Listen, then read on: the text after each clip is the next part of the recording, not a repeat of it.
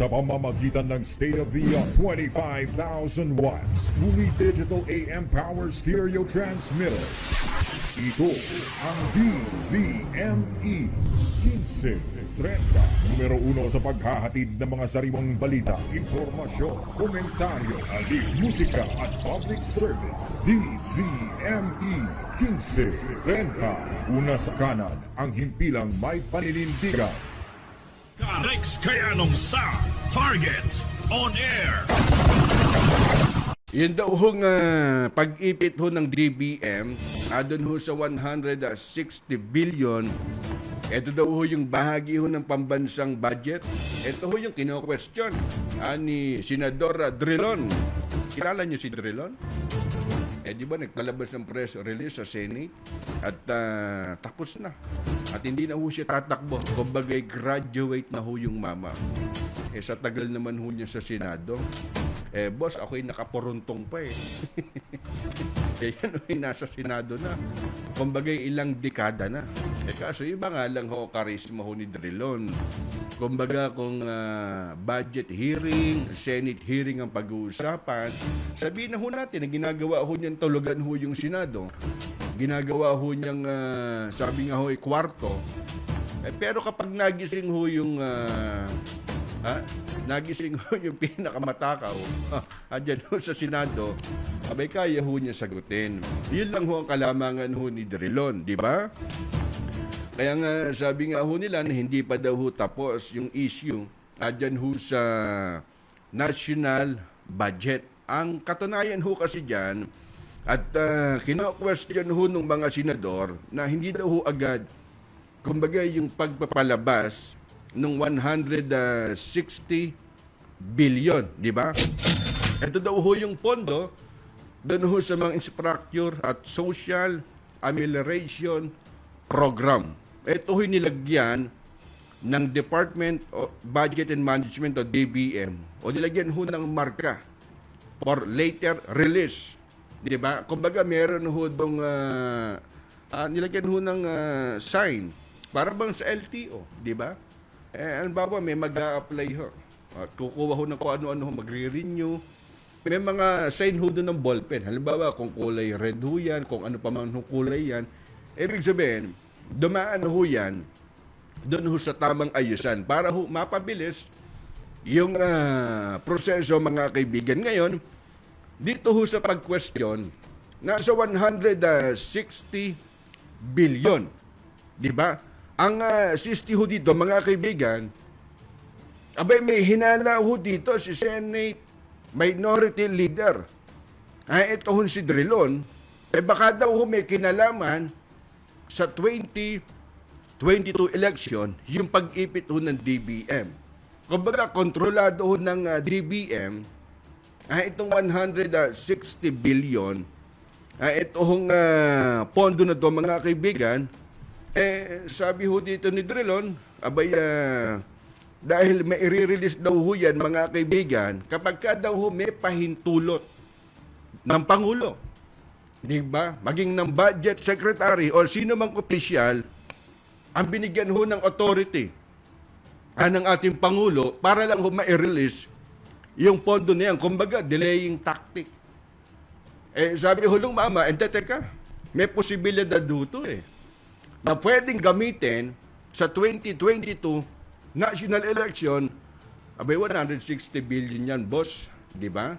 At alam naman ho natin, na hirap na ho ngayon ang ating bayan. Sabi nga ho hindi raw ho katanggap-tanggap na mas nauna pa daw i-release yung 16.5 billion. Di ba? At kumpara ho doon sa nasabing pondo na higit na ho kailangan ho ng mamamayan, talagang sa panahon ho ngayon ng pandemic at napakarami ho na apektuhan. Sabi nga, napakalaking tulong ho yan doon ho sa pagsigla ho ng ekonomiya. At unti-unti na naman ho nakaka-recover at base na rin ho sa datos ho ng DTI ho mga kaibigan at ilang business group company na naglabas na rin ho sila ng kanilang report na unti-unti na hong kumbagay umuusbong o kumbagay umuusad sa madaling salita ang ekonomiya ho ng bansa ho natin At ayang dismayado ho dito mga kaibigan, ito hong si Senador Ralph Recto, dahil sabi nga ho nung mama, marami daw ho nasasayang hong opportunity, di ba? Na malika ng mas maraming trabaho at mapaunlad yung ating ekonomiya. At ang paniwala ho dyan ni Senador Sani Angara, sabi ho nung mama, hindi ho, kailangan ho kasi di ba, na magamit ho yung pondo. At para naman ho dun sa mga programa na makakatulong, kumbaga dun ho sa pag-usad ng ekonomiya at makatulong ho sa taong bayan. At ang paalala ho dito ni Senador Sani Angara, kaya ho isinabatas yung Bayanihan 1 at Bayanihan 2 para daw ho makabangon ang ating ekonomiya. Di ba? Doon lang ho sa Bayanihan to, ilang billion pa ho ba yung hinahabol ho doon? Di ba na makabayan back? Ang paliwanag ho nila. At teka, hindi ho nagastos ho yan eh. Dapat nung ubusin ho yan, nung katapusan ho ng June 30, bagamat meron ho natirang 9 billion, abay hinahabol ho yun. Dapat daw ho ipaliwanag ho ng Senado o ng Palasyo ng Malacanang, ano ho ang plano ho dyan? Matagal daw sinagot ho yan eh. Ano ho sabi ho dyan ni Sec. Harry Roque? Yung natirang 9 billion, boss, billion ang pinag-uusapan ha. Di ba? Ilalaan daw ho yan adon ho sa ibang programa ho ng ating gobyerno. Di ba? At kumbagay wag ho silang mag-alala at makikinabang din ho dyan ang taong bayan. Yun ho ang paliwanag ho nila. Ang siste ho kasi dito, dapat daw ho gamitin. Di ba? At ilabas ay yung natitirang pondo na yon. At ang hiling nga ho ni Senador Sani Angara, sana daw ho ay magtulungan, di ba, ang lahat pagdating ho dun sa budget, dahil ginagawa naman daw ho nila, ginagawa ho ng mga mambabatas, yung lahat para daw ho matulungan ang hekutibo. At alam naman ho natin na may dahilan dito ang DBM. At abang na lang ho natin yung kanilang paliwanag tungkol ho dito. At nasilip lang ho kasi ni Sen. Drilon at ang paniwala ho ng mama, may posibilidad na magamit sa 2022 national election. At nilagyan daw ho kasi ng Department of Budget and Management o yung markang for later release. Diba? At marirelease lang ho yan kung meron ho mandato ng DBM o kung sino ho yung sino man hong opisyal ang binigyan ho ng authority ni President Digong ho mga kaibigan. Diba? At hindi ho biro. 160 billion. Diba? Kaya nga napakalaki na ho ng utang ng bansa ho natin. Kumbagay halos sabi nga ho dapana. Lubog na ang ekonomiya. Sa laki ho ng utang. O ang katumbaso niyan, sa bawat isang tao, mga kaibigan, nasa 100,000 ang utang. Di ba? Ano ho paliwanag ho niyan ni Secretary Harry Roque?